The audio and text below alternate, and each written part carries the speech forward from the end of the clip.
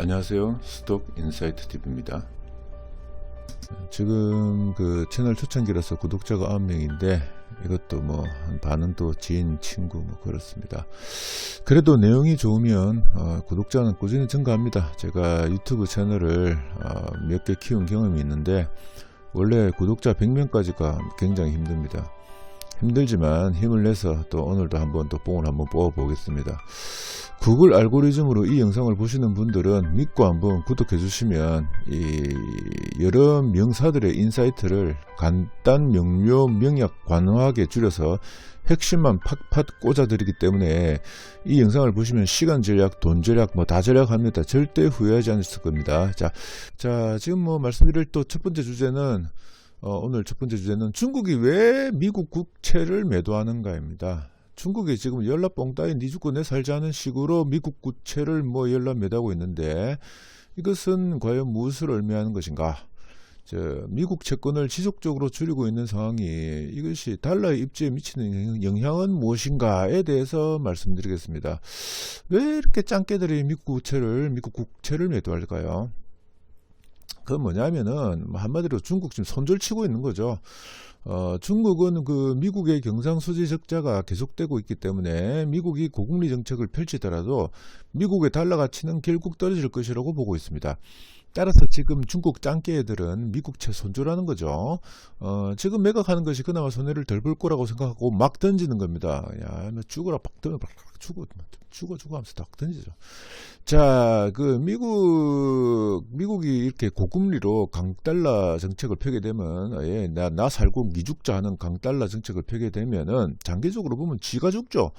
경상수지 적자는 더 커지게 되고요. 참 미국 이 아들 도대체 왜라는지 참 머리 좋으신 분들일까 참. 하여튼 뭐 그러면 달러 가치가 더 하락하게 되고 미국의 금융상품들은 막대한 투자 손실을 일으킬 것입니다. 그래서 이제 미국채를 매각하는 거죠. 자, 결론 말씀드리겠습니다. 중국은 왜 미국 국채를 매도하는가? 손실을 최소화하기 위해서 손절치고 있다.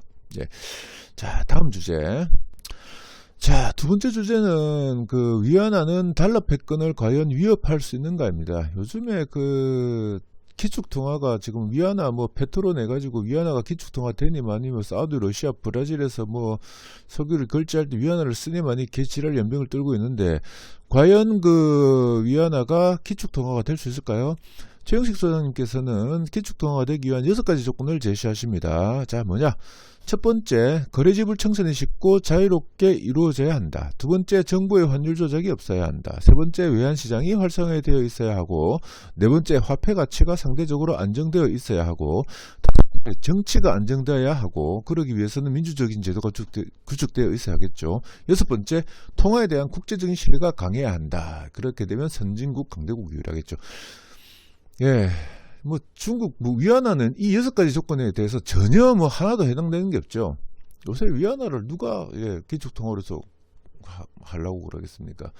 위안화가 기축통화가 되기 위해서 전제 조건이 하나도 충족하지 않는데 그 사우디, 러시아, 브라질 등에서 기축통화를 형성한다고 하면 이거 뭐 다 개소리죠. 나중에 중국이 이거 돈 다 날리게 돼 있습니다. 사우디 빼고. 브라질이나 러시아 통화 가치가 예를 들어서 폭락하게 되면 중국은 그냥 망하고 손해가 엄청납니다. 그냥 이거 위안화, 페트로 위안화 하는 거는 중국의 국뽕일 뿐이고 그냥 시진핑의 국뽕일 뿐이죠. 세계사를 보면 국뽕이 좋은 결말을 낸 적이 한 번도 없습니다. 미국이 지금 이 모양 이 꼬라지에 빠져서 금리를 올리지도 내리지도 못하고 빼도 박도 못하는 상황에 빠졌던 이유도 다 트럼프 형님의 국뽕 때문이죠. 페트로 위안 굴기 있다 이 말은 조회수 올리고 어그로 끌고 신문기사나 올리고 유튜브 자극적으로 다루려고 페트로 위안화 하는 말이고 사실은 문제가 전혀 될 것이 없습니다. 자, 그 다음 주제입니다. 바로 오늘의 하이라이트죠. 중국발 경제위기가 오는가? 중국은 지난해 4분기에 마이너스 성장을 했으나 지금 항상 발표는 플러스로 합니다. 그래서 올해도 플러스 성장이라고 합니다. 이것은 통계 조작이 아니라 통계 창조 수준입니다. 이제 놀랍지도 않습니다. 뭐 어떤 면에서는 경제라는 것이 자기 창조적인 성격이 있기 때문에 잘 된다 잘 된다 하면 인민들이 아 진짜 잘 되나 잘 되는갑다 하면서 실물 경제적 심리 효과를 누리고 이렇게 막 잘 될 수는 있지만은 그 실물 경제가 만약에 이렇게 뭐 이렇게 마약 맞고 뽕 맞아가지고 활발히 살아난다 하더라도 결국 통합 금융 부분이 뒷받침되지 못하면 실물 분야는 아무런 힘을 미치지 못합니다. 지금 통합 금융 부분 중국 굉장히 심각합니다. 문제가 중국은 이미 2019년도에 그 KBS 방송했죠. KBS 차이나 쇼크 해가지고 지금도 유튜브 찾아보시면 있는데 6,500만 채라는 집을 그런 방송을 했습니다. 그 정도로 지금 부동산 시장이 붕괴가 됐고 당연히 금융위기가 와야 했는데 중국은 강력한 경제체제를 갖추고 있어서 금융위기라는 홍수를 통제경제체제라는 큰 댐으로 막고 있습니다. 하지만 지금 그 댐 위로 지금 두 가지 똥물이 멈춰나고 있습니다. 첫 번째 똥물이 뭐냐면 그 중국은 1대1로 사업의 일환으로 9,700억 달러의 상업차관을 제공했고 그 7천억 달러의 통화사업부를 체결했습니다. 그런데 1대1로 사업 결과 그 사업과 관련된 국가들 중에서 대규모로 상업차관을 받거나 통화사업부를 체결한 나라들 하나같이 외환위기에 다 직면해 있거나 이미 위안위기에 빠져 있죠. 한마디로 뭐 워메요 머니입니다. 돈 1조 6조 700억 달러, 즉 우리 돈으로 2조 2261조 원 정도 되는 돈을 다 날린 겁니다. 그래서 지금 최영식 소장님 그 유튜브 보면 어그로 끌라고 2261조 비폭탄 터진다 이딴 썸네일 썼죠. 여튼간에 그렇고 두 번째는 중국의 지방 정부들은 토지 사용권을 매각해서 재정의 30에서 40%를 충당을 했는데 부동산 시장이 붕괴되면서 토지 사용권이 팔리질 않고 지방 재정이 극단적으로 악화되고 있습니다. 그래서 중앙정부가 그 지방정부의 지방채 발행을 허용했는데 처음에는 시장에서 어느 정도 소화되더니 또 소화가 안 되기 시작합니다. 그래가지고 지방정부들이 중앙정부의 허가를 받아서 지방금융공사를 설립했는데 이 지방금융공사라는 것은 수익 모델이 하나도 없이 오로지 지방채만 끌어안고 있고 그래서 그 지방금융공사 경영수지가 극단적으로 악화되어 있습니다. 그래서 이 지방금융공사들은 당장 망해도 전혀 이상하지 않은 상태입니다. 따라서 이 두 가지 거대한 똥물이 넘쳐 흐르는데 어디선가 난데없이 하나라도 갑자기 이상한 트리가 하나 터지면 중국은 치명적인 타격을 입을 수 있습니다. 그래가지고 그 1대1로 한다고 쇼하고 깝치다가 부실을 한 이 2261조의 비폭탄이 만약 터진다면 중국이 그 경제위기가 올 수가 있죠. 대경제 붕괴가 올 수 있습니다. 이렇게 되면 미국의 대공황 이상의 충격이 올 수 있습니다. 다 떼지는 거죠. 중국만 이러냐? 지금 우리나라도 지금 뭐 IMF가 경제 성장률을 1.5%로 제시해가지고 연속 4번 내렸는데 그럼에도 불구하고 코스닥은 상승률이 세계 1위입니다. 이 너무한 거 아닙니까? 근데 지금 그 미국의 경제기관들은 그 이코노믹 메트릭 모델, 즉 계량 모형을 이미 포기했습니다. 잘 안 씁니다. 대신에 이제 시계열 분석을 많이 쓰는데 그것이 조금 더 현실에 가깝기 때문이죠. 뭐 그 시계열 분석을 쓰는 이론적인 배경이 없습니다. 그런데 그 시계열 분석이 훨씬 더 정확하죠. 그런데 그 IMF는 계량 모형을 주로 쓰고 시계열 모형은 지금 안 쓰고 있어가지고 지금 뭐 우리나라 1조 5% 성장 이게 정확하지 않습니다. 그 성장률 1.5%라고요? 무슨 개소리입니까 이게? 작년 우리나라 4분기 우리나라 마이너스 1.5% 성장했습니다. 이것이 축소 재생산인데 이것은 악순환이 계속 악순환을 부르는 거죠.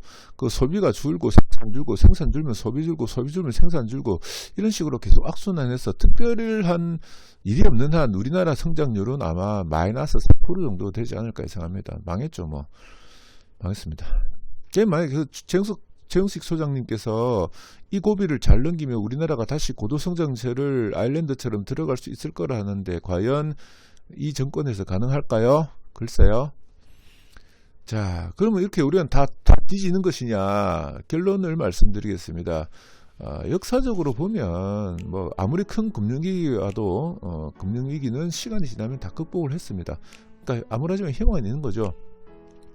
사람의 질병도 의사의 신속한 진단 치료가 필요하듯이 국가 경제 어려움을 극복하기 위한 처방들도 다 있습니다. 그것은 많은 경제 전문가들이 개발해 놨죠. 그런데 이것을 갖다가 잘못 처방되고 지체되어 처방되면 이 병이 빠르게 진행되는데 지금 미국에서 지금 빼도 박도 못하는 상황이 온 걸 보면 지금 미국에서는 적절한 처방이 이루어지지 않았고 지체되고 처방이 지체되고 있는 거라고 볼 수 있죠. 이러다가 뭐 개아수라장이 오고 금융위기 터져서 상황이 극단적으로 놓이게 되면 새로운 정책을 펼칠 텐데, 일단 이렇게 터지고 나면 뭐 또 방법이 있지 않겠습니까? 사람도 명의를 만나면 병이라고 있듯이 경제도 좋은 정책을 만나면 치료가 가능합니다. 일단 한번 터져봐야 되겠죠. 그런데 역사적으로 보면 아무리 큰 금융위기가 와도 시간이 지나면 다 극복했습니다.